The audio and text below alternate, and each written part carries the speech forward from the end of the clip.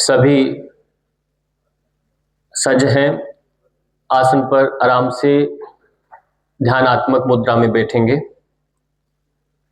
कमर सीधी कर लेंगे, कंधों को ढीला छोड़ दें, गर्दन बीच में, आंखें बंद करके सर्वप्रथम प्रार्थना करेंगे। योगेन चित्तस्य पदेन वाचाम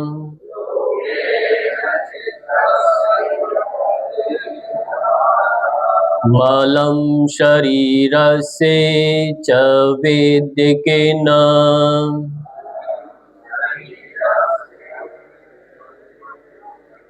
योपाकरोतं प्रवरं मुनीनां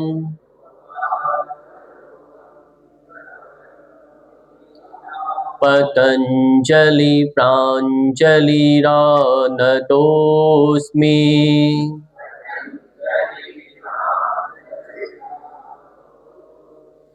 ओम शांति शांति शांति।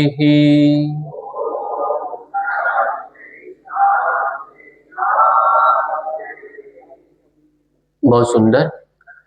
अब हम योग सत्र में, योग कालांश में प्रवेश कर गए हैं। प्रार्थना का मुख्य प्रयोजन यही होता है कि अब हम बाह्य ध्यान से हट करके हम अपने अंतर्मुखी हो रहे हैं। अभी अपने बाहर से, अपने विषयों से अपने इंद्रियों को हटाना है और हम अपनी कक्षा में पूर्णतया से, यानी श्रवण इंद्रिय से मेरे संवाद के साथ जुड़ेंगे। ये हमारा एक अपने से ईमानदारी रखना है। यदि ऐसा हम कर पाते हैं तो आप समझिए कि हम अपने लक्ष्य की ओर तीव्रता से बढ़ रहे हैं। कल जो हमने चर्चा किया उसी चर्चा को आगे बढ़ाते हुए हम कालांश सत्र प्रारंभ करेंगे। कल हमने जाना योग का प्रयोजन, यानी योग हम क्यों करें। योग के लिए हमने योगक्षेम का प्रयोग किया। जो हमें प्राप्त नहीं है उसे प्राप्त करने का नाम योग है, और जो कुछ प्राप्त कर लिया है, जो अर्जन कर लिया है, उसकी रक्षा करना क्षेम है। तो योग क्षेम हम बन रहे हैं। ये विद्यार्थी काल में, इस अवस्था में हमें योग क्षेम ही बनना है। यदि ऐसा नहीं होगा तो ऐसा उदाहरण देखा कि फटी जेब है, मान लीजिए, इसमें कुछ भी डालो और नीचे से निकलता जाए, या कुछ ऐसा बोतल जिसमें छेद है और पानी डाल रहे हैं और अंदर से निकल रहा है, तो वैसी स्थिति कब तक आप मेहनत करेंगे। यानी आपका मेहनत कुछ परिणाम नहीं देगा, क्योंकि परिणाम आपका, क्योंकि पहले से उसमें छिद्र है। ऐसे ही हमारा शरीर होता है। शरीर को नाव के रूप में प्रयोग किया गया है कि इसकी उपमा नाव के साथ दी। जैसे आपने भव सागर को पार करने की युक्ति का नाम योग है। ये योग वशिष्ठ में बताया गया कि भव बोलते हैं संसार को। यदि संसार को पार करना है तो संसार को पार करने का जो साधन है वह योग है। अब यहां कहा भव सागर से, सागर मतलब भव यानी संसार, सागर रूपी जो संसार है, ऐसे पानी का जो संसार है, तो उसको यदि पार करते हैं तो आपको क्या चाहिए, एक मजबूत नाव चाहिए। बिना मजबूत नाव के आप पार नहीं कर सकते। यदि मान लीजिए उस नाव में कहीं ना कहीं कोई छोटा छिद्र है या उसकी बनावट में गड़बड़ है, तो आप उस पर सवार नहीं हो सकते। आपको खतरा रहेगा कि हो सकता है बीच में, ये मझधार में बीच में ही मेरी नाव डूब जाए। ऐसा होता है ना। यदि वो नाव मजबूत है तभी आप उस पर पांव रखेंगे, उसके लिए आप रवानगी लेंगे। ऐसे ही हमारा शरीर रहता है। शरीर को नाव के साथ उपमा की गई। यदि संसार को पार करना है, यानी संसार में आपको अच्छे से राज करना है, तो शरीर को मजबूत रखना पड़ेगा। ये मुख्य आधार शर्त दे दी। यदि शरीर कमजोर है तो आप भ्रमण नहीं कर सकते, तीर्थ यात्राएं नहीं कर सकते, यानी धर्म भी नहीं कर सकते। अर्थ कमाना तो आगे की बात। उसका भोग करना तीसरा चरण आ जाता है, भोग ही नहीं कर पाएंगे कमा के भी, और मोक्ष तो मिलेगा कहां से। ये पुरुषार्थ चतुष्टय की प्राप्ति का नाम ही योग है। योग का मुख्य यदि प्रयोजन पूछे कोई आपसे तो आप कहेंगे पुरुषार्थ चतुष्टय, यानी धर्म अर्थ काम मोक्ष, इनको प्राप्त करने का नाम योग है। इनके लिए हम यहाँ आते हैं, हमारा मुख्य उद्देश्य यही है। ये बात अलग है कि हम अपने उद्देश्य को विस्मृत हो जाते हैं, भूल जाते हैं। अब उसके लिए बहुत जन्म लग सकते हैं। जैसे उदाहरण के रूप में मैं आपको बताऊं, मान लीजिए घर से आपको किसी ने सब्जी मंडी में कुछ सब्जी लेने के लिए भेजा, और आपको जब भेजा जा रहा था तो आपको कहा कि आलू भी लाना है, प्याज भी लाना है, लहसुन भी लाना है, और उसको बोलिएगा थोड़ा सा धनिया भी डाल दे, टमाटर भी लेके आना है, हरी मिर्ची भी लेके आना है। पर आपने उसको ध्यान से सुना नहीं, इधर उधर ध्यान देते हुए माँ की बात सुनी। अब हुआ क्या, आप चल पड़े लक्ष्य को साधने के लिए, घर से तो निकल चले, आपका समय भी जा रहा है, आप गंतव्य पर भी पहुंचे, सब्जी मंडी में सब्जी की दुकान पर दुकानदार से बात किया, आपने आलू लिया, प्याज लिया, और कुछ करते करते वहां पर एक भूल गए, यानी आपने धनिया नहीं लिया, आप वापिस आ गए, और धनिये के बिना तो फिर सब्जी बनेगी कैसे, अच्छी नहीं लगेगी, तो मुख्य काम तो रह गया। तो आपको फिर वापस से भेजा जा रहा है, और भेजने के लिए समय भी नहीं है, यानी समय इतना ही था कि अब तो खाना बनाना ही पड़ेगा। तो अब वो भेजा नहीं जा रहा और जाने के लिए समय का अवसर भी नहीं है, तो समय यदि फिर जाता है तो फिर दोबारा है, तिबार है, यानी काम जब तक पूर्ण नहीं होगा तो आपको वैसे ही चक्कर लगेगा। ये थोड़ा एग्जाम्पल दिया मैंने। ऐसे ही जीवन का उद्देश्य जब तक पूर्ण नहीं होता तो हमारे बार बार उसमें जन्म मरण के चक्कर चलते हैं। ये कुल मिलाकर के मुख्य जो प्रयोजन है कि मोक्ष तो लेना ही पड़ेगा। मोक्ष का सरल भाषा में यदि मैं अर्थ बताऊं तो मोक्ष को बहुत बड़ा चौड़ा ऐसे व्याख्या नहीं है। मोक्ष का इतना ही अर्थ है, मोह का क्षय, बस ये वर्ड याद कर लीजिए। जहां मोह का क्षय हो जाए पूर्णतया से, वो मोक्ष हो जाता है। अब मोह हमारा मन का तमोगुण से अटैच होता है। ये मन यानी संसार, संसार में यदि रमना है तो उसमें एक तमोगुण होता है। हमारे जो प्रकृति के 3 गुणों में से एक गुण है तमोगुण। तमोगुण का ये प्रभाव है कि मोहग्रस्त हो जाना, यानी वो संसार में रम जाता है, फंस जाता है। अब उस मोह में वो दूर नहीं हो पाता। जब दूर नहीं होगा तो मोक्ष नहीं मिलेगा, सरल यही है। अब उस मोक्ष को प्राप्त करना, यानी मोह को क्षय करना पड़ेगा। तो पहले तो आप तमोगुण से रजोगुणी बनेंगे। तमोगुण से कौन से गुण में आओगे? रजोगुण में। रजोगुणी में व्यक्ति की बुद्धि थोड़ी एक्टिव हो जाती है। वो ये विचार करता है, केवल मन से काम नहीं करता, वो बुद्धि के स्तर से थोड़ा काम करने लगता है। रजोगुणी जब हो जाएंगे तब थोड़ा आप संसार में, यानी जैसे नेताओं को देखा, वो कुछ कहीं ना कहीं मंच से धन का दान भी देते हैं। किस लिए? लोकेशना के लिए। और वहां से वो बुद्धि से लोगों को प्रलोभन देकर के कुछ राज भी कर लेते हैं बुद्धि से। ठीक है, मन से यानी जो चलने वाले जो जनता है, 70% जो रहती है जनता, जो मन से चलती रहती है, तमोगुणी जनता है, उस पर वो बुद्धि से यानी रजोगुण से काम कर लेते हैं। इसलिए रज से, गति से वो राज करने लगते हैं आप पर, और वो रहेगा रहेगा रेशो इतना। इसलिए वो लोग उनके वहीं पर सुनते हैं, उनके जहां कहीं वहां जाते हैं। उनका अपना स्वयं का कोई विवेक नहीं होता कि मुझे क्या करना है, उन्हें जहां चाहे वहीं ले जाए। इसलिए वो एक बहुमत होता है, राजा उनको जहां लेके जाए ले जा सकता है। पर राजा वो रजोगुणी है कंप्लीटली, तो वो बुद्धि से प्रयोग करता है और तमोगुणी वालों को अपने शरण में लेकर राज करता है। अब बात आती है, रजोगुणी से भी एक श्रेष्ठ गुण होता है, उसका नाम है सत्व गुण। सत्व गुण का स्वभाव होता है सुख। अब सत्व गुणी के अंदर वो एक स्तर बनता है जिसके अंदर एक साधु संत का बड़ा एक समाज आता है, जो योगियों का, मुनियों का एक समाज होता है।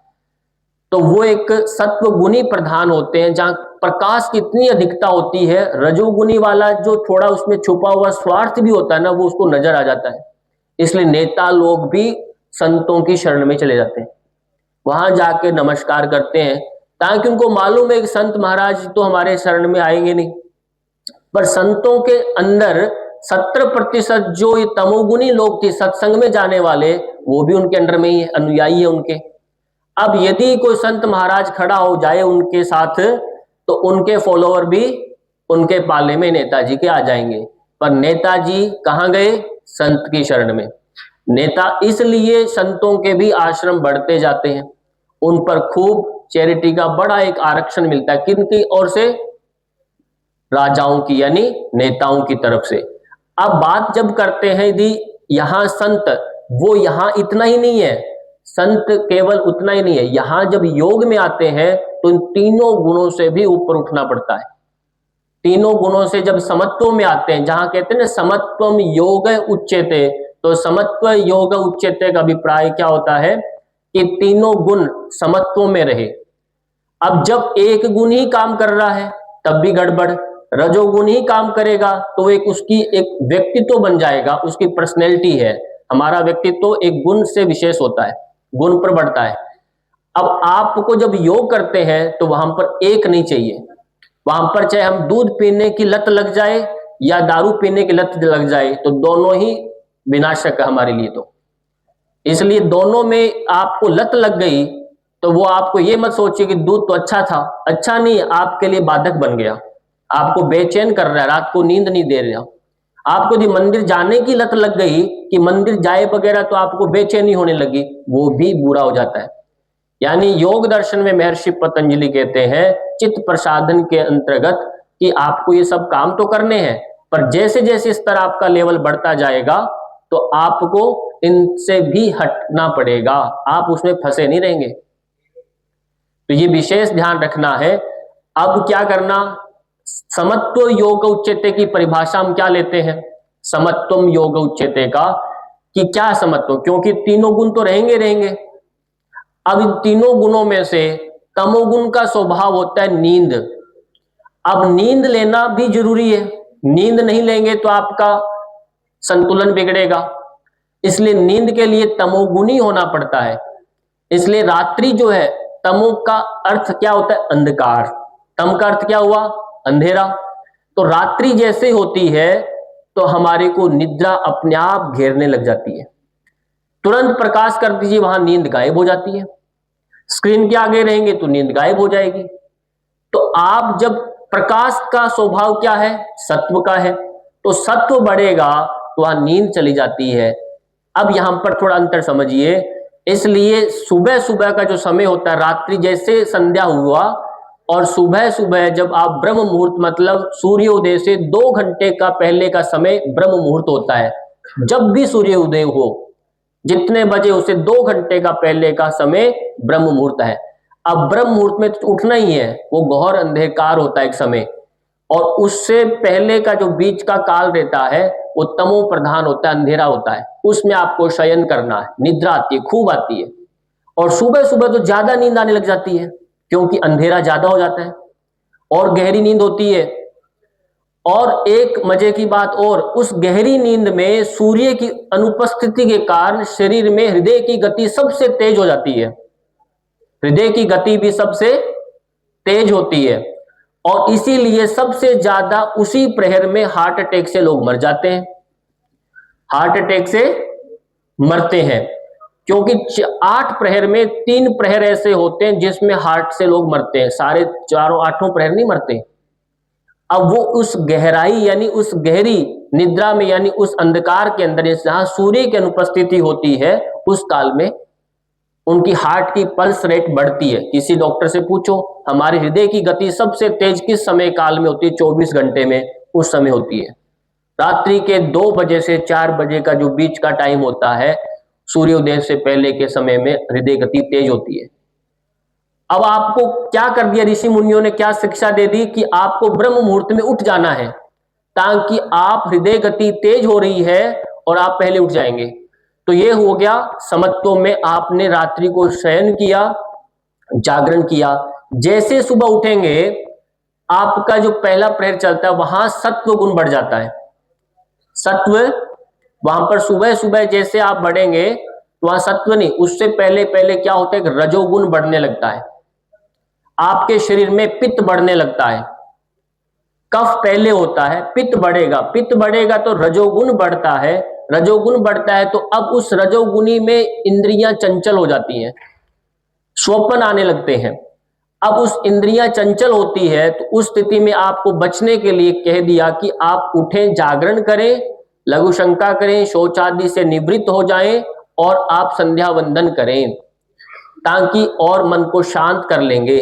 नहीं तो उस समय हमारे अंदर एसिड बढ़ता है। इसी समय जब आप थोड़ा पानी पी के वमन भी करते हैं तुरंत उल्टी हो जाएगा, अपान वायु सक्रिय हो जाती है। समय जो भी आप करेंगे तुरंत शरीर गंदगी फेंकने के लिए सज होता है, और यदि उसी टाइम को छोड़ देंगे तो शरीर के अंदर वो गंदगी फिट हो जाती है, अंदर रहती है, फिर धीरे धीरे अपने तरीके से निकलेगी। तो हमारा मुख्य जो हो गया, सत्व में आप जागरण करेंगे।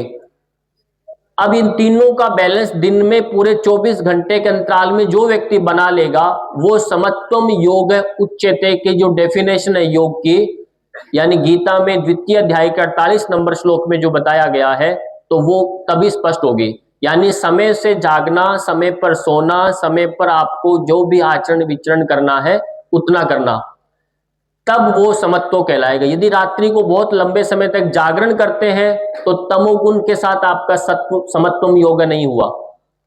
जो इस अवस्था में ऐसे जीता है वो रह करके संसार में राज कर सकता है, यानी वो कमल की भांति रहेगा, फिर वो बाधित नहीं होगा, न उस पर कोई ऐसा दोष जो सत्वगुण रजोगुण से जो प्रभावित रोग लगता है उस प्रभाव नहीं डालेगा।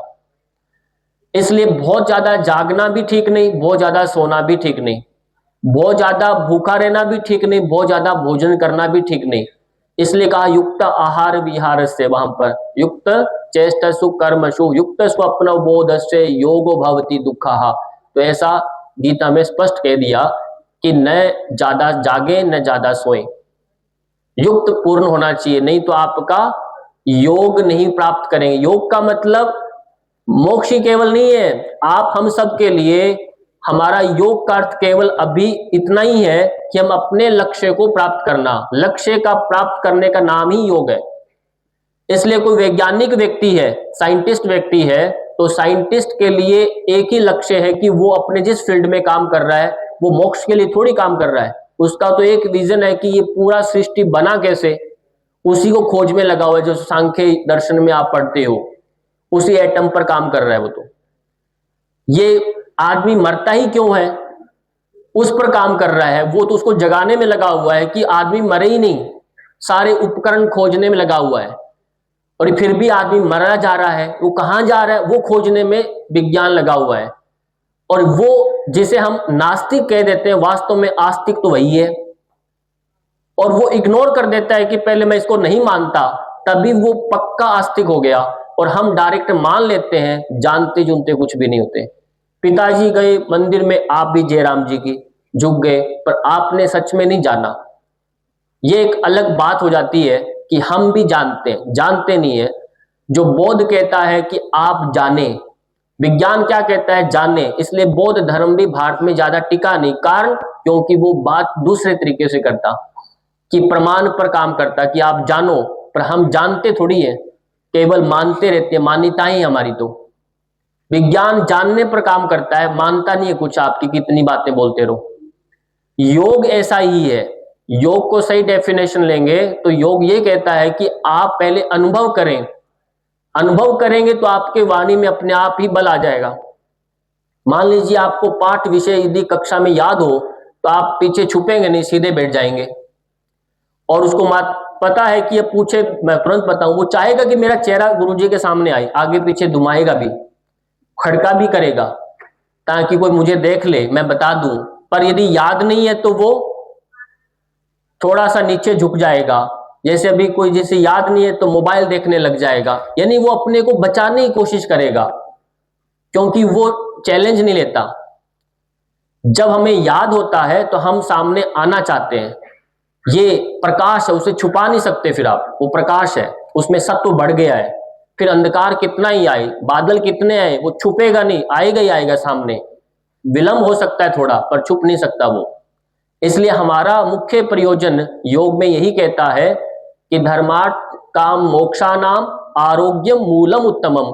आरोग्य ही हमारा मूल है, इस पर बल देना है। यदि आरोग्यता आपके आ गई, फिर आप कुछ भी कर सकते हैं, कोई कुछ भी पॉसिबल नहीं है। अब यानी किसी किसी विद्यार्थी में शारीरिक बल तो खूब है, पर एक मानसिक बल, अब इन दोनों में कई बार देखा, शारीरिक बल मजबूत होता है कि मानसिक बल मजबूत होता है? मानसिक बल। और मानसिक बल से आत्मिक बल मजबूत होता है कि मानसिक बल? आत्मिक बल। अब ये कैसे करते हो आत्मिक बल मजबूत? इसके लिए कभी कुछ प्रयोग किया आपने? नहीं किया, क्योंकि शारीरिक बल जो होता है उसके लिए तो हम जिम डंबल कुछ खाने पीने पर खूब ध्यान देते हैं, शरीर का बल बढ़े, पर वो व्यक्ति अंदर से मन से बड़ा कमजोर होता है। आत्मिक बल तो बहुत आगे की बात होती है, आत्मिक बल तो आएगा ही नहीं। हमारे ऋषि मुनि आत्मिक बल पर काम करते हैं, शारीरिक बल पर काम नहीं किया उन्होंने। अब आत्मिक बल कैसे काम करता है, उसके लिए पहले शारीरिक और मानसिक दोनों बल जब बैलेंस हो जाते हैं तो आत्मिक बल बढ़ेगा। अब बिना इनके संतुलन के आत्मिक बल नहीं आ सकता। अब आत्मिक बल आपको बढ़ाना है, क्यों? आत्मिक बल सबसे मजबूत होता है, और जिसमें आत्म का बल होता है, यानी आत्मा का बल होता है, वो व्यक्ति घबराता नहीं है, वो किसी से भी लड़ने के लिए तैयार, यानी सृष्टि यानी धर्म विरुद्ध कुछ भी होगा, सत्य के विरुद्ध कुछ भी होगा, अपने काम के अपने कार्य के प्रति किसी ने गलत बोला तो उसके लिए लड़ने को सज्ज होगा, क्योंकि वो आत्मिक बल है उसमें, वो बोलता है। यानी वो अंदर प्रकाश इतना है, वो छुप नहीं सकता, वो प्रकट ही होगा। यदि आत्मिक बल नहीं होगा तो उसे कोई भी दबा लेगा, वो दब जाएगा। हम जब विद्या ग्रहण करने के लिए आते हैं तो विद्या का एक अर्थ होता है प्रकाश, तो हमें प्रकाश के लिए आते हैं, तो आपको दबने के लिए थोड़ी बुलाया। और फिर बच्चा पढ़ करके, विद्यालय में पढ़ करके भी फिर सुसाइड कर रहा है, तो सुसाइड करने वाला आत्मदाह का जो हत्या का जो विचार आता है, वो कौन सा बल है? वो तो तमोगुनी का बल हो गया ना। तो आत्मिक बल कहां हुआ? वहां आपने, आपके अंदर बल कौन सा पैदा हो रहा था, और आपने विचार ही नहीं किया। और विचार कब करोगे? जब आप अपने को रोकेंगे, टिकेंगे, मेडिटेट करेंगे, ध्यान करेंगे, तब विचार होगा ना। आपने केवल मन पर काम किया, आपने बुद्धि मन से श्रेष्ठ होती है इस पर काम नहीं किया ना, आपने विचार ही नहीं किया। इसलिए जितने भी कोचिंग सेंटर है, चाहिए विश्वविद्यालय, कोई भी अपने घर की बात करें, किसी भी क्षेत्र में आपका जाने का पक्का मन कर लिया हो, पर मन के साथ आपने उसके साथ विषय को जोड़ दिया, पर अब मान लीजिए वह खंडित होता आपका स्वप्न, तो आप क्या करेंगे? कभी उसका ऑप्शन सोचा? कभी उस समय आप क्या करेंगे? यदि आपको वो कामयाबी, यानी आप यहां आ गए, मेरे को योग का, मैं चलो योग का बोल दिया, आपको संस्कृतज्ञ यानी संस्कृत का शिक्षक बनना है, आप नहीं बने, और आपके एक अवसर दे दिया घर वालों ने कि बीएड तक आपको हम रखेंगे हॉस्टल में, उसके बाद 2 वर्ष का समय और दे रहे हैं आपको, उसके बाद शादी कर देंगे, आप चलो जयपुर में रहो, कोचिंग करो, तुम्हारा जो मन है, घर वालों ने पैसे पकड़ धकड़ के दे दिए। अब आप पर एक तो पारिवारिक प्रेशर आ रहा है, एक स्वयं से प्रेशर आ रहा है। अब मान लो वो आपका एग्जाम पास नहीं हुआ और आप फिर विफल हो गए, या कोई ऐसी व्यवस्था है जो पेपर लीक हो गए, बहुत सारे काम होते हैं, ये तो यहीं की व्यवस्थाएं धरती लोक की, तो उसमें आप क्या करेंगे? फिर आप भाग्य को कोसेंगे, प्रशासन को कोसेंगे, तो कुल मिलाकर आप विफल हो गए, आप पास नहीं हुए, तब फिर क्या करेंगे? ऐसी स्थिति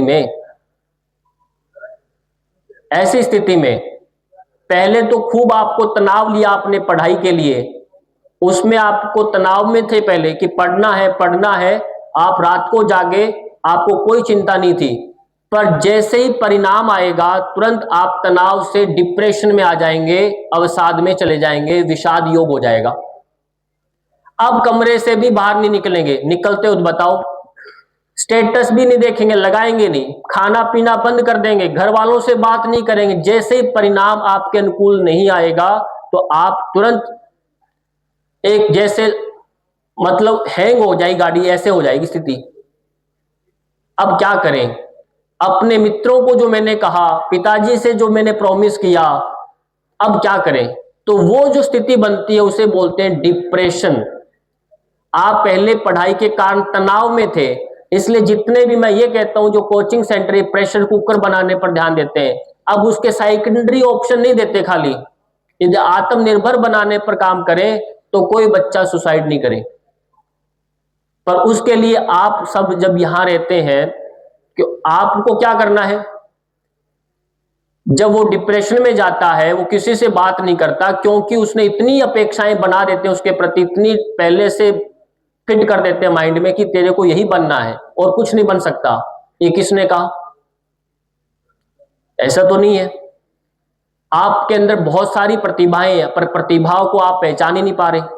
उसके लिए कौन बताएगा? कोई दूसरा व्यक्ति बताएगा क्या? नहीं, खुद ही बताएंगे। इसलिए मनुष्य स्वयं सबसे बड़ा, खुद ही सबसे अच्छा चिकित्सक होता है। कोई डॉक्टर चिकित्सक नहीं, आप स्वयं सबसे बड़े चिकित्सक होते हैं। आप ही सबसे बड़े खुद ही जोहरी होते हैं, कोई जोहरी नहीं होता। स्वयं यदि परीक्षण करना व्यक्ति सीख जाए तो अपने बारे में आप ही जानते हैं। आप कितनी झूठ बोले, सामने वाले को बौखला सकते हैं, पर स्वयं सत्य को जानते हैं। आपका बल दिखता उसमें बोलते समय कि आप कितने सत्यवान हैं। तो इसलिए हमें मेन ध्यान कितना देना है कि हमें मन से ऊपर एक बुद्धि श्रेष्ठ होती है, इस पर फोकस करना है। योग यही कहता है। यदि ऐसा करेंगे तो बुद्धि वाला व्यक्ति कितना भी काम कर सकता है, फिर आप कुछ भी बेच सकते हैं। और यदि केवल ज्ञान ज्ञान पर फोकस कर दिया, केवल मैं ज्ञान ही करना है, पुस्तक ही रटना है, ऐसा ही करना है, तो कुछ नहीं होगा।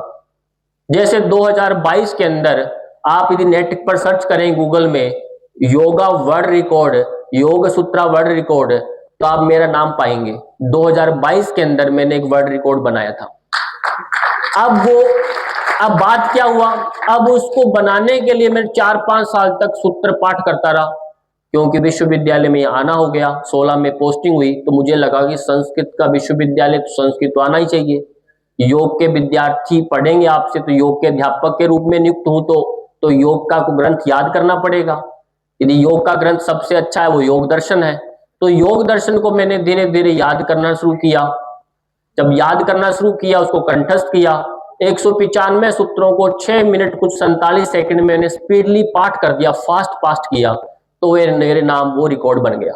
तो मुझे ये सोचना था, मुझे ये लग रहा था कि इस रिकॉर्ड को बनाने से बच्चों में, औरों में भी ऐसी जन जागृति हो जाएगी कि इसको सूत्र पाठ करना चाहिए या संरक्षण करना चाहिए। पर अब वो सूत्र पाठ का रिकॉर्ड बनने के बाद भी मेरा कुछ हुआ नहीं हुआ। क्यों नहीं होता? क्योंकि रिकॉर्ड क्या काम करेगा? वो सूत्र यानी ज्ञान तो बढ़ गया, पर अब उस ज्ञान का क्या करना है? प्रयोग करना है। प्रयोग जब तक करना नहीं सीखेंगे तब तक यानी उस पर अपन खूब काम करें। इसलिए जब मैं बोलता हूं तो कितने सूत्र बीच में बोलता हूं, कारण की सूत्र को याद कर लिए। तो आपके जब भी आप कहीं लेक्चर देते हैं, जो ज्ञान क्या होता है कि समय समय पर आपको बीच बीच में काम आता है। ऐसे यदि याद तो करना ही है, पर आप ये नहीं सोच सकते कि मेरे को उसी में नौकरी मिले यानी उसी में काम करें, ऐसा कुछ फिक्स नहीं है। तो हम सिर्फ योग सीखते हैं, योग से सिर्फ हमारा लक्ष्य भेदने पर ध्यान देते हैं कि लक्ष्य साधना है। लक्ष्य का मुख्य प्रयोजन एक ही नहीं होता कि यही है। आप ये भी मत सोचिए कि कोई ये कहे कि इसके साथ कंपेयर मत करे। क्यों नहीं करे? करना है। मैं ये कहता हूं करना ही है। आप कोई ऐसा व्यक्ति है जो मार्केट में जाता है और सामान खरीदता है और उसको जो दिखाया जाए, सूट दिखाए, कुछ भी सामान दिखाए, वो सीधा लेके आ जाता है क्या? नहीं लाता। उसको 10, 15, 20 दुकानों पर भी जाएगा, 50 सूटों को देखेगा, कंपेयर करेगा, फिर लेकर आता है। आप अपना स्वभाव बदल दीजिए। फिर जब आप स्टेज से इससे बोलते हैं कि किसी व्यक्ति से कोई कंपेयर मत करें, क्यों नहीं करें? करना है। यदि ऐसा नहीं करेंगे तो शास्त्रों को अनुसरण कैसे करेंगे? आप रामकृष्ण का अनुसरण कैसे करेंगे? कंपेयर किया कि नहीं किया? अपने पर ही करिए कंपेयर खाली। इसलिए हमें कंपेयर किसका करना है? यदि कोई किसी तुलना करते हैं एक वीतराग विषयम वा चित्तम, योग दर्शन में कहा वीतराग विषयम वा चित्तम, यानी चित्त को यदि साधना है, चित्त को प्रसन्न करना है, तो वीतराग पुरुष जो है उन पर आपको क्या करना है, ध्यान करना है। अब वीतराग कौन होता है ये मालूम होना चाहिए। वीतराग क्या होता है, एक राग होता है, एक विराग होता है। राग वाला व्यक्ति जो होता है वो क्या करता है, किसी विषय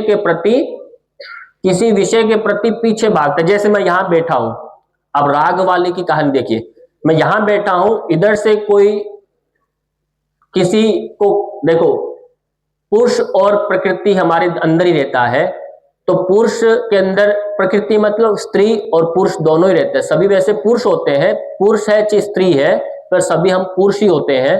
पुरुष यानी चेतन तत्व है, और इसमें जो स्वभाव वसात हमारा जो प्रकृति से एक पुरुष बन गए, व्यवहार में एक स्त्री बन गया। जब राग वाले को यह समझाया जाता है कि राग वाला व्यक्ति क्या है, वो अपने गुण से विपरीत जो उसमें गुण धर्म होता है, जैसे पुरुष है तो यदि पास में स्त्री घूम रही है तो स्त्री की तरफ चला जाएगा, नजदीक पहुंच जाता है, तो वो क्या राग, यानी कुछ खाने का भी है, कुछ भी है तो राग है, उसके पीछे जा रहा है। और वैराग क्या हो गया, किसी ने कहा कि आपको पीछे भागना नहीं इस मोह माया में, इससे दूर भागना है, तो जहां लड़की दिखी नहीं वो थोड़ा दूर हट जाएगा, दूर चला जाएगा, वो उसके नजदीक नहीं जाएगा, लगता है वो खतरा है मेरे लिए, तो ऐसा उसको बोलते हैं वैराग्य, वैराग हो गया। पर हम जो बात कर रहे हैं वीतराग की, तो वीतराग वो होता है कि समत्व में बीच में रहना है, न इधर भागना है न इधर भागना है, आप बीच में अपने गंतव्य पर चलते रहेंगे पथ पर। ये गीता में वीतराग पुरुष का, तो वीतराग पुरुषों का ही ध्यान करने के लिए योग दर्शन में कहा वीतराग चित्तम, वीतराग पुरुषों का। वीतराग में जैसे हम रामकृष्ण जी को लेते हैं वो वीतरागी हो गए, स्वामी विवेकानंद जी को लेते हैं वो वीतरागी है। उनके सामने आपने देखा कभी कभी ऐसे ऑप्शन भी आए थे, महिलाएं भी आई, पुरुष भी आए, धन भी आए, पर उनको भी उन्होंने स्वीकारा नहीं, समत्व में रहे, अपना उन्होंने ईमान नहीं खोया, बीच में अपने धर्म पर परायण रहे वो, इसलिए वो हमारे लिए आदर्श हो गए, हम इसलिए उनका पूजन करते हैं।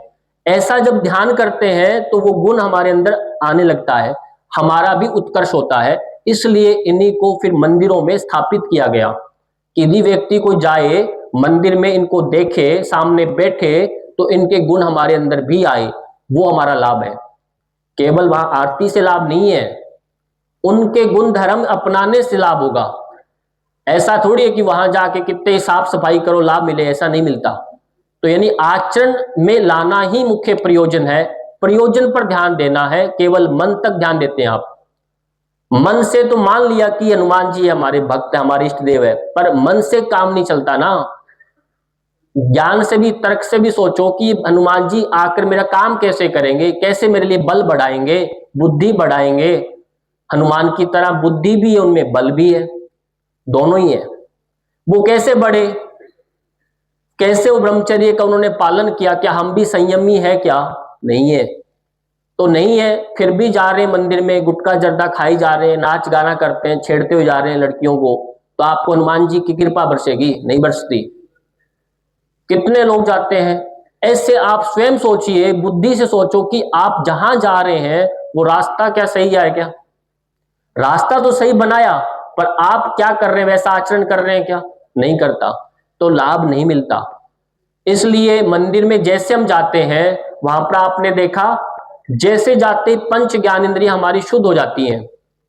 कल्पना करो कैसे होती है। जैसे आप जाएंगे वहां का सराउंडिंग में एक उस मंदिर की छत ऊंची होती है, आकाश तत्व खूब होता है उसके अंदर, जाते ही आपको आकाश तत्व आपको बढ़ता है। और वहां पर एक घी का दीपक जल रहा होता है, 24 घंटे चलता है, तो वहां का वातावरण इतना शुद्ध होता है, आपकी स्पर्श इंद्रिय शुद्ध हो जाती है। वहां पर घंटी का ऐसे वाद्य का नाद होता है तो आपकी श्रवण इंद्रिय शुद्ध हो जाती है। जब वहां पर चरणामृत लेते हैं तो आपका रसना शुद्ध हो जाती है। जब आप कुछ बोलते हैं, मंत्र करते हैं, चारण करते हैं, तो आपका और मुख भी शुद्ध होता है, जिह्वा भी शुद्ध होती है। और वहां पर जैसे गंध धूप दीप का देखते हैं, यानी हमारी पांचों ज्ञान इंद्रियां, आंखें जब दर्शन करती है उसी दिव्य प्रतिमा का, तो तो हमारी आंखें शुद्ध होती है, गलत विचार नहीं आते, कुछ पलों के लिए रुक जाते हैं। तो पंच ज्ञान इंद्रियों का स्नान हो जाता है तुरंत वहां मंदिर में जाते ही, और मन के अंदर तब फिर आप वहां बैठते हैं, मन को फिर टिकाते हैं और बुद्धि से एक मन में एक संकल्प दोहराते हैं कि मुझे भी ऐसा ही बनना है, इनकी तरह ही बनना है। योग दर्शन में ईश्वर की जो परिभाषा दी है, क्लेश कर्म विपाक आशय परामृष्ट पुरुष विशेष ईश्वर है। ये जो पुरुष है, जो धरती पर आए और मरे चले गए तो महापुरुष हो गए, हमें इनसे भी विशेष यानी ईश्वर के तुल्य बनना है, उनके तुल्य बनना है तो उन जैसे गुण धर्म अपना लेने, बस आपकी भी फोटो लग जाएगी, आप भी अपने गांव में देवी देवता के रूप में पूज्य हो जाएंगे। चंदन है इस देश की माटी, तपोभूमि हर ग्राम है, हर बाला देवी की प्रतिमा, बच्चा बच्चा राम। ये गाना ऐसे भी गाया जाता है। आप सभी देवियां भी हैं, इतने मंदिर बन सकते हैं आपके भी। इसलिए 33 करोड़ देवी देवताओं का जो एक विचार दिया गया कि सारे ये देवी देवता ही है। तो हमारे में कमी इतना ही है कि हम सिर्फ गुणों पर बढ़ाने पर फोकस करेंगे, और वो तभी पॉसिबल होगा जब हम हर रोज जब योग करते हुए ये संकल्प दोहराएंगे कि मेरा मुख्य उद्देश्य क्या है, लक्ष्य क्या है। इसलिए योग करने वाला व्यक्ति अपने लक्ष्य से भटक नहीं सकता, और यदि वह योग करते हुए श्वास पर ध्यान नहीं देता, आहार पर ध्यान नहीं देता, तो उसका फिर धीरे धीरे क्या होगा, शरीर में और लक्ष्य में विलंब होगा ही होगा। तो हमें करना, अब कुछ एक बातें आपको हम प्रैक्टिकल बता रहे हैं। अभी पहले तो कमर सीधी करके ऐसे बैठिए,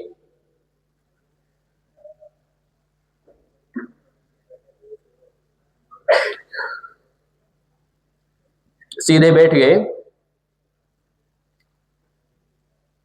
छोटा बच्चा जब पैदा होता है, बहुत ऐसे गोलू मोलू से ऐसे ऐसे कहीं भी मरोड़ दो उसको, ऐसा होता है। फिर डॉक्टर कहता है इसकी मसल्स वीक है। क्या है इसकी? मसल्स वीक है, स्ट्रेंथ नहीं है इसमें। अब इसके लिए क्या करो? मालिश करो इस बच्चे की। मालिश कराते हैं क्या ना, तो मसल्स धीरे धीरे स्ट्रेंथ लेता है, मसल्स मजबूत होने लगती है, वो अपने को संभालने लगता है। गर्दन बहुत लचकीली होती है उसकी, गर्दन के पास में हाथ देते हैं, तकिया अच्छा लगाते हैं ताकि गर्दन उसकी अच्छी बने। सेम ऐसे ही हमारा शरीर बड़े होने से आप ये मत सोचिए कि आपकी मसल्स अभी स्ट्रॉन्ग है, आप अभी भी मसल्स हमारी वीक है। तो उसके लिए क्या करना? मालिश मांगता है शरीर, और कमर सीधी करके बैठने के लिए बोलता है। नहीं बैठेंगे तो हम भी किसी से भी चेकअप कराएं, हम गड़बड़ में पाएंगे। अभी 2 दिन का यहाँ नेत्र चिकित्सा शिविर लगा, परीक्षण शिविर लग रहा था। 450 बच्चों ने यहाँ परीक्षण कराया। उसमें 11th क्लास के 16-16 साल के बच्चे आ रहे थे। उनके आंखों को चश्मा लगने के लिए बोला डॉक्टर ने, विजन क्लियर नहीं है। कुछ बच्चों में तो पहले से लगा हुआ। अब सोचिए, पहले ये कल्पना थी, शादी के दौरान एक ध्रुव तारा दिखाया जाता था कि ये ध्रुव तारा दिखाते थे इसलिए, और अरुंधति तारा भी दिखाते थे। ध्रुव तारा दिखाने का मतलब कि इस तरह से आपका दाम्पत्य जीवन भी स्थिर रहे जैसे ध्रुव तारा टिका हुआ है नॉर्थ में। पर अब तो हम देखते भी नहीं है। और ध्रुव तारा के साथ एक कल्पना यह भी थी, जब वो ध्रुव तारा दिखना बंद हो जाता था आंखों से, तब भी माना जाता था व्यक्ति अब बूढ़ा हो गया है, आंखों का चश्मा लगता नहीं था, वह बूढ़ा हो गया है। अब उसका आयु क्षीण हो गया है, इंद्रिय स्थिर हो गई है, अब इसको थोड़ा विश्राम करना। ये हमारा एक पहले मापदंड था। देखिए अब तो जानते ही, पैदा होते ही आंखों चश्मे लग रहे हैं, डबल आंख लेके आ रहे हैं, फिर डबल की 6 आंख हो जाती है, और भी बाहर धूप में जाए तो 8 आंख हो जाती है, पता नहीं कितनी आंखें हो गई हैं। और फिर उन्हीं को संभालने में यही टेंशन रहता है, इनको संभालने में, तो हमारा काम तो हट गया। तो आप सीधे बैठेंगे तो आंखें हमारे लिए बहुत इंपॉर्टेंट है। हमारे बीच में ज्योतिषज्ञ जो बैठे हैं, आचार्य जी, प्रोफेसर विष्णु निर्मल जी, तो ये ज्योतिष को वेदांग का एक अंग है नेत्र, आंखें। तो बिना आंखों के बात नहीं बनेगी। संसार में आनंद लेना है तो आंखें चाहिए। और ऐसा नहीं कि अंधा व्यक्ति भगवान के दर्शन नहीं कर सकता, ऐसा नहीं है, अंधा भी कर सकता है। तो ये मत सोचना कि अंधा नहीं करेगा, वो अलग आंखें हैं। अब आप यहां बैठ करके केवल और केवल जितना हो सके गर्दन को पीछे धक्का मारो, ऐसे जितना हो सके गर्दन को पीछे धकेलिए, मुख को बंद रखिए, आंखें खोल के रखिए और आंखें अपने आप बोलेगी आंखें बंद कर लूं मैं। पीछे जब देखेंगे आंखें बंद करते ही आपको अच्छा महसूस होगा कि वाह, है ना। अब गर्दन सीधा करें, अब दोबारा करें, पीछे पीछे दोबारा करें, ऊपर देखो और कोशिश करो आपकी चोटी पीछे गर्दन के लग जाए, पीछे सीधा करो। कैसा महसूस हुआ? अच्छा लगा, अच्छा लगेगा, क्योंकि आपका बुद्धि तो इधर ही है, नीचे इधर ही होता है बुद्धि हमारा, छोटा मस्तिष्क तो कहां है? इधर ही है। तो अब जब इधर ऐसे गर्दन ज्यादा आगे आगे रहेगा तो बुद्धि बाहर निकल जाता है। उसको वापस सेट करने का तरीका यही है कि आप ऊपर देखो, कभी तो आकाश तत्व को, कभी तारे नहीं देखे, कितना जमाना बीत गया, ऊपर क्यों नहीं देखते? तो नीचे देखें, नीचे क्या है? नीचे तो ये मृत्यु लोक है, धरती को कौन सा लोक बोलते हैं? मृत्यु लोक है। तो इसको क्या देखना है? और जाना किधर अपने को? ऊपर दिव्य लोक में। तो नीचे क्यों देखते रहते हो सारा दिन? ऊपर जब देखेंगे तो आपका मेडुला अनुमस्तिष्क जो होता है वो एक्टिव हो जाता है। उसके साथ 3 विशेष काम होते हैं। आपकी चलने की गति अच्छी हो जाएगी, चक्कर नहीं आएंगे, यानी हृदय के साथ संपर्क होता है इसका। दूसरा, हमारी आंखों की ज्योति भी इधर से आती है, रोशनी, आपकी आंखें कमजोर नहीं बनेगी। और तीसरा, शरीर का आपका तापमान जो है ये भी बैलेंस करता है। यानी हमारा रीढ़ की हड्डी इस पर टंगा हुआ है कि ना, रीढ़ की हड्डी की ऊपर वाली छोर पर एटलस पहली हड्डी होती है, उस पर टिका हुआ है पूरा आपका मुंडी। तो आपका कपाल जो है इस पर अटका हुआ है। तो ये अभ्यास आपको जरूर करना है। जब भी आपको लगे, आलस से तुरंत गायब कर देगा। धूप में निकलते जिनको एकदम से सनस्ट्रोक होता है वो नहीं होगा। आंखों की रोशनी कमजोर नहीं हो सकती यदि आप ऐसे अभ्यास करते हैं दिन में 2 बार, तो भी नहीं होगा। और दाएं और बाएं भी करते हैं तो कंधे का दर्द नहीं आ सकता, सर्वाइकल नहीं आएगा। और यदि आपने आधा गर्दन ऐसे घुमा लिया और आधा ऐसे घुमा लिया तो रीढ़ की हड्डी का रोग नहीं लग सकता। और बताओ, पर ये काम भी नहीं कर सकते हम। क्यों? क्योंकि हम मन से काम करते हैं, बुद्धि से नहीं करते। इसलिए नहीं करते। बुद्धि वाला व्यक्ति तो करेगा, उसको तो लाभ हानि का मालूम है कि मेरे को लाभ लेना है तो ये शरीर ही मेरे लिए वफादार है, इसका मैं साथ दूंगा तो ये काम करेगा। और नहीं तो वो इधर उधर दूसरे के चक्कर में गेड़ी काटेगा तो वो तो साथ देगा नहीं। ठीक है ना। तो शरीर पहला हमारा मित्र है, शरीर का साथ देना। इसलिए कहा शरीर माध्यम खलु धर्म साधनम। तो ये शरीर ही हमारा सभी मूल हमारा। तो ये अभ्यास एक बैठे बैठे करना। दूसरा अभ्यास और चेक करिए, हाथों को ऊपर ऐसे लेके जाओ, एंटरलॉक लगा के, पूरा अच्छे से एंटरलॉक लगा के इसको ऊपर खींचो ऐसे। अब इसके अंदर आपने देखिए, अब इसमें क्या देखना आपने, अब आपकी बाजू जो है, बाजुए कान के टच है क्या? बाजुए कान के टच है, कान स्पर्श है दोनों, और उंगलियां आपस में पूरी फंसी हुई है, अलग अलग तो नहीं हुई। खूब ऊपर खींचो, पूरा खींचने से पेट अंदर गया, सीना फूला। अब अपने हाथों को हल्का सा पीछे धक्का लगाओ, पीछे धक्का लगाओ, रिलैक्स कर दो। देखो आलस्य गायब हुआ, होता है। जब रीढ़ की हड्डी खींचेगी तो 100% यानी आपके शरीर में एकदम से नर्व सिस्टम एक्टिवेट हो जाता है। इसलिए कहा जब रात से सब सोकर उठते हो, सुबह एक जोर से अंगड़ाई लेनी है। वो नहीं लेंगे तो अचानक अटैक आ सकता है, कभी मर सकते हो आप। जब आप दिन में थकान करते हैं अच्छे से अंगड़ाई लीजिए। तो ये छोटे छोटे जो नुस्खे होते हैं, कल पूरा का पूरा आपको प्रैक्टिकल करवाया जाएगा। ये जो आज हमने स्पीच किया, ये सब भाषण कल नहीं करेंगे, केवल प्रयोगात्मक छोटे छोटे आपको नुस्खे देंगे। अभी आपको बताया केवल गर्दन को आपने करना, ये वाला अभ्यास आप जोड़ेंगे। इससे स्मरण शक्ति अच्छी रहेगी और दूसरा हाथ की अच्छे से अंगड़ाई लेने वाला काम करेंगे। और कोशिश ये करनी है हम कमर सीधी रखेंगे। दधीची का नाम सुना है, तो उनको क्यों जानते हैं आज हम?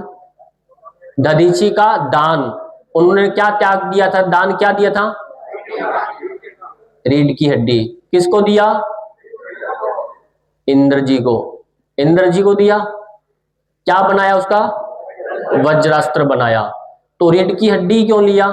हाथ का मांग लेते, बच जाता, मरता नहीं बेचारा, टांग के ही मांग लेते हड्डी, पर रीढ़ की हड्डी क्यों मांगा?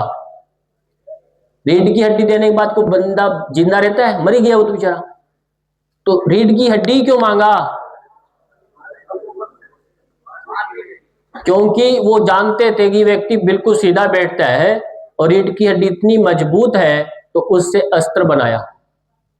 उसमें शक्ति है, सिद्धियां उसके अंदर। आपने देखा होगा बहुत सारे हड्डियों को साधते हैं, करते कि नहीं? तो उसमें बहुत सिद्धि थी, उनमें ताकत थी, प्राण था उसमें। तो रीढ़ की हड्डी ही हमारा पूरे शरीर के अंग, तो ये शाखाएं हैं, मूल तो रीढ़ की हड्डी है ना। उन्होंने मूल मांगा कि मूल दो मुझे, तुम्हारा जीवन जिस पर टिका है। रीढ़ की हड्डी निकलते ही शरीर निष्क्रिय हो जाता है। आपका हृदय, हाथ, काम कुछ भी नहीं करेगा यदि आपका रीढ़ की हड्डी निकल गया तो। इसलिए प्रमुख अंग है हमारा शरीर का ये। इसलिए शरीर को कुछ भी हो पर रीढ़ की हड्डी सीधी रखो। रीढ़ की हड्डी सीधी करते ही शरीर में ऑक्सीजन का लेवल बढ़ने लग जाता है। ऑक्सीजन लेवल बढ़ता है तो आपके न्यूरॉन जो होते हैं इनकी ऑक्सीजन मात्रा बढ़ती है। जब बढ़ेगी तो आपको अचानक जैसे ब्रेन हेमरेज की जो आज के केस आते हैं ना, वो नहीं आएंगे, क्योंकि वो ऑक्सीजन की कमी का कारण होता है। इसलिए ऑक्सीजन की कमी, हम जब ऐसे में बैठते हैं या हम सिकुड़ के बैठते हैं, पोस्चर सही नहीं होता, तो शरीर में धीरे धीरे ऑक्सीजन की कमी आने लगती है। ऑक्सीजन की कमी जब आएगी तो शरीर के अंदर आपको खून की भी कमी आ जाएगी,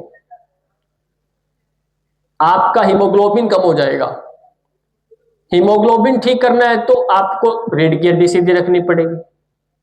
तो ये एक ही आप शर्त कर लें कि मेरे को जब बैठना है, मैं सुबह बैठ के पढ़ाई करूं या संध्या करूं, कुछ भी करूं, मेरे को 1 घंटे तक तो ऐसा प्रैक्टिस कर लो कि मैं 10 मिनट से स्टार्ट करो कि मैं हिलूंगा नहीं, 15 मिनट नहीं हिलूंगा, काम करता रहूंगा ऑफिस में पर मैं पीछे सहारा नहीं लूंगा, पैर को इधर उधर बार बार नहीं हिलाऊंगा, इनको बांध के रखूंगा क्योंकि मेरे एम्प्लॉई हैं, किसी और कोई मान नहीं सकता, मेरा कहना मानेंगे। हाथों को बांधेंगे, इसलिए कहा मुट्ठी बंद करके आता है बच्चा, मुट्ठी बांध के रखेंगे तो डरता रहेगा, पास में कोई बैठेगा मुट्ठी क्यों बंद करके उसने, ठीक है, डर लगेगा उसको कि ठोक भी ना दे, कुछ छुपा रखा है। खोलने से तो राज खुल जाएगा ना। मुट्ठी बंद करके बैठते हम अपनी शक्ति को बांध के, तो शक्ति बंध जाती है, इसको हम मुद्राएं बोलते हैं। तो आप एक मुद्रा धारण करके बैठेंगे तो आपकी शक्ति बढ़ती है। ऐसे सोने से नहीं बढ़ती, जैसे सो गया बच्चा है ना, ऐसे शक्ति नहीं बढ़ती। तो आपको योग निद्रा में तो जाना है पर उसमें तमोगुण नहीं बढ़ने देना। सत्व में तो आंखें बंद करके बैठ सकते हो, पर यदि आप नींद में गए तो नहीं, तमोगुण बढ़ गया। तो सत्व गुण में आदमी नींद नहीं लेता, दिखता है आंखें बंद करके पर ध्यान में होता है, सुनता है। यही अंतर होता है, यही अंतर होता है। जो नशा करता है और ध्यान में नशा करता है उसमें इतना ही अंतर होता है। इसलिए जो नशा करने का जो लत इतना इसलिए बढ़ गया क्योंकि उसमें वैसा ही लगता है जैसे वो ध्यान में व्यक्ति को आनंद मिलता है, वो पागल की तरह लगता है। और पागल वाले में भी इतना ही अंतर होता है, वो भी पागल तरह दिखता है। एक कोई संत ज्यादा हो जाता है, वो भी पागल की तरह हरकतें करता है। अब उसमें और उसमें अंतर इतना ही होता है, वो तमोगुण से पागल हो गया, वो सत्वगुण से पागल हो गया। समझ में आया? बड़ा अंतर इतना ही होता है। पर आप जब सोते नहीं है, जागते रहना है, तो आप आंखें तो बंद करें पर सत्व के साथ आंखें बंद करके रखिए, तो वो योग निद्रा कहलाता है। और जब आंखें में नींद के झपके आएंगे, तंद्रा आ गई, तो निद्रा में यानी वो तमोगुण में चले गए, तो ये फिर योग घटित नहीं होता। तो बड़ा अंतर समझ में आया। अब यदि कोई 5 मिनट का कोई प्रश्न पूछो प्रश्न चर्चा में, कल कोई प्रश्न आ रहे थे 2-3, किसी को संशयात्मक बुद्धि नहीं रखना है। आपका यहाँ उद्देश्य इतना ही है इस विश्वविद्यालय में, डाउट में नहीं जीना, सारे डाउट क्लियर करके ही बाहर निकलना मार्केट में। सारे डाउट क्लियर करने के लिए टीचर से पूछो, आपके शिक्षक से पूछो, है ना, नहीं तो फिर गड़बड़ ही गड़बड़ है। प्रश्न क्या है भाई साहब?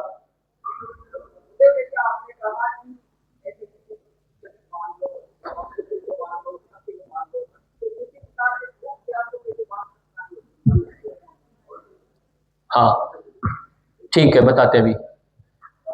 देखिए योग दर्शन में 4 पाद जो है उनमें से एक पाद आता है विभूति पाद, तृतीय पाद है। तृतीय पाद का नाम है विभूति पाद। वहां पर एक सूत्र आता है कंठकूपे क्षुत पिपासा निवृत्ति, एक सूत्र आया। कौन सा सूत्र है? कंठकूप में जब आप ध्यान करते हैं, संयम करते हैं, तो क्षुत पिपासा यानी भूख प्यास पर भी नियंत्रण कर सकते हैं। अब कंठकूप में ऐसा क्या हो गया? कंठ यानी विशुद्धि चक्र में जब ध्यान करेंगे, विशुद्धि चक्र ही नहीं है, यह आकाश तत्व है। कंठ में कौन सा तत्व होता है? आकाश। आकाश से ही शब्द नाद होता है कि नहीं होता? तो इधर से होता है। जब इधर आप ध्यान करेंगे तो इस पर जब संयम करें तो भूख प्यास पर नियंत्रण कर सकते हैं। ऐसा नहीं है नहीं होता, होता है। अब बात है कि इसकी अभ्यास की, साधना की, ऐसा होता है। और कोई प्रश्न किसी का? यदि किसी का प्रश्न हो तो करें, नहीं तो मैं एक अच्छी चीज इंट्रोड्यूस करने वाला हूँ, एक बढ़िया चीज बताने वाला हूँ, मैं आपको बता दूं। एक डिवाइस है मेरे पास और ध्यान करने के लिए है। अगर ध्यान करना है, अपने दिमाग को किसी एक जगह सेंट्रलाइज करना है, तो उसके लिए एक चीज है मेरे पास, वो आपको अभी दिखाऊंगा। मैं कहीं से लाया था इसको, पहले मैं आपको बता दूं, लेकिन उसके लिए एक चीज जरूरी है कि आप सब लोग बिल्कुल शांति से बैठेंगे। पिन ड्रॉप साइलेंस, आपको एक साउंड सुनाई देगा, उस साउंड पर आपको ध्यान रखना है, ठीक है? बिल्कुल शांत हो जाएंगे।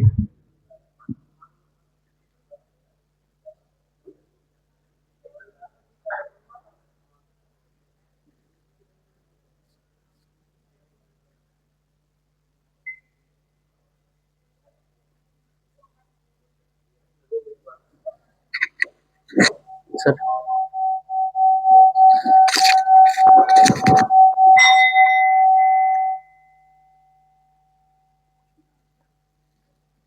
उसकी साउंड सुना आपने, है ना? ये अभी थोड़ा और तेज मैं निकालता हूँ साउंड। ये जो साउंड है, जब आप बिल्कुल साइलेंस में बैठते हैं और इस साउंड को निकालते हैं, तो आपको साउंड पर ध्यान रखना है। तो क्या है, अपना जो दिमाग चारों तरफ घूम रहा होता है वो एक जगह सेंट्रलाइज होता है।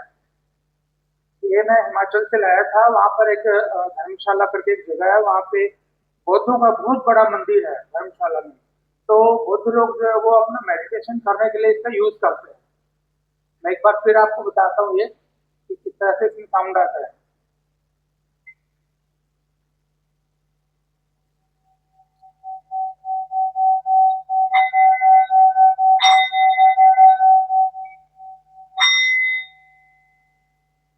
सुना? बस यही बताना था आपको।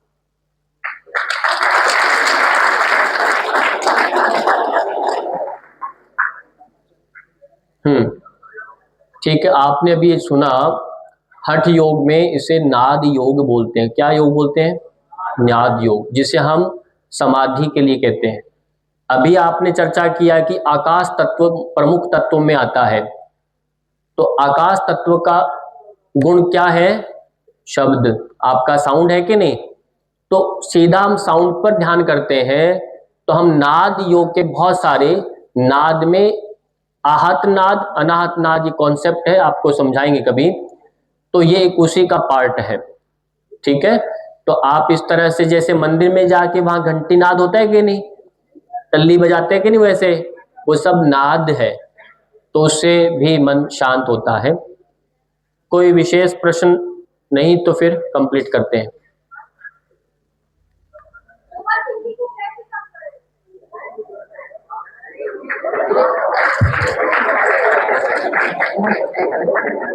इनका प्रश्न है कि ज्यादा मन में विचार आते हैं, ओवर थिंकिंग होती है, तो ऐसे कम कैसे करें? ये सब में होता है, बच्चों में तो स्वाभाविक आना ही चाहिए। तो विचार आते ही आते हैं। अब विचारों में देखिए, शरीर के अंदर वात पित्त कफ रहता है, 3 गुण होते हैं, उनमें से दोष रहते हैं, उनमें से एक वात भी होता है जो हमें विचार देता है। विचार वात का स्वभाव है ये। इसलिए जब विचार ज्यादा बढ़ते हैं तो इसका मतलब ये भी होता है कि आपके शरीर में रक्त की भी गति बढ़ती है, प्राण की भी गति बढ़ती है, दोनों गति बढ़ती है। यदि इन दोनों को शांत करना है, विचार को शांत करना है, तो मन यानी प्राण को साधना पड़ता है। हठ योग में आता है चले वाते चले चित्तम निश्चले निश्चलम भवेत, यानी आपका जैसे प्राण चलता है उतना ही तेज गति से मन चलता है। मन तो हमारे बस में नहीं है, पर प्राण तो वश में कर सकते हैं। तो प्राण को साधेंगे तो मन सध जाता है, कठिन नहीं है, पर यह अभ्यास से ही होता है। दूसरा, मन को साधने का और सरल उपाय होता है, पानी का सेवन बढ़ा देना होता है। यदि गुस्सा किसी को आया तो 1 गिलास ठंडा पानी पिला दो, तुरंत शांत। इसलिए अब जो ध्यान करते हैं, पास में कलश स्थापना करते हैं कि नहीं करते, तो उसका मतलब क्या, मन शांत। चंद्रमा यानी जल से मन का संबंध है, ये बात समझ लीजिए। इसलिए सारे जितने भी तीर्थ स्थल हमारे नदियों के किनारे हैं। अब जो बन गए बीच बीच में रोडों पर, ये नहीं है, ये तो ऐसे बन गए, ये तो दुकानें खुल गई। मेन सारे तीर्थ हमारे मुख्य कितने गए, तीर्थ यानी नदियों के किनारे। वहां कोई भी जाके ध्यान करेगा तुरंत ध्यान लगता है। ये पानी का स्वभाव है ये। किसी को बुरे स्वप्न आते हैं तो माँ क्या कहती है, पानी का लोटा रख के सो जा, कहते कि नहीं कहते। अब ये पानी का हमारा इससे विचार के साथ गहरा संबंध है। तो पानी पिए, और दूसरा पानी साथ में रखे सकते हैं। बाकी दूसरा, मन को शांत करने के लिए प्रातः कर सकते हैं, चंद्रमा का ध्यान कर सकते हैं, और ठंडे पानी के छिट्टे लगाओ, पानी दो, बहुत सारे कार्य हैं, बता देंगे आपको। बाकी इतना ही करिए, श्वास पर ध्यान करें। योग ये कहता है कि आप श्वास पर नियंत्रण करें, इससे मन शांत हो जाता है। ठीक है, और कल आपको यहाँ क्विज करवाया जाएगा, योग प्रश्नोत्तरी करवाई जाएगी। उसके बाद एक गूगल फॉर्म दिया जाएगा, आप उसमें क्विज करेंगे। और दूसरा, यहीं पर कुछ अभ्यास करवा करके लास्ट में पूछे जाएंगे, तो चाहे तो उस समय आप कॉपी में नोट करेंगे। तो इसी के साथ सेशन यहीं कंप्लीट करते हैं। सबको नमस्कार, धन्यवाद।